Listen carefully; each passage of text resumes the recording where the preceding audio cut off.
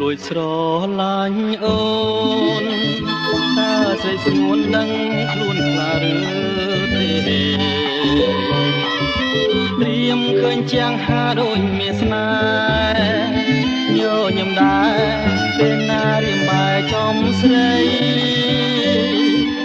ខំលួចស្រឡាញ់អូន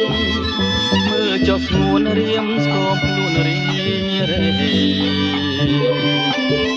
ជាយូរហើយចាំចំឡើយស្រីក្រែងពិសីប្រណីមកដល់រៀមបងអានឹងខ្លាំងទេ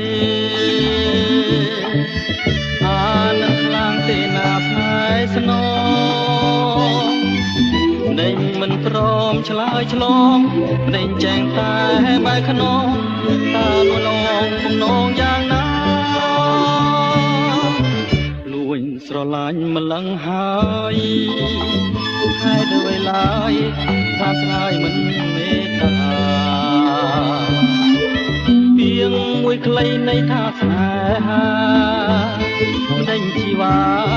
មិនព្រមវិចាមកសង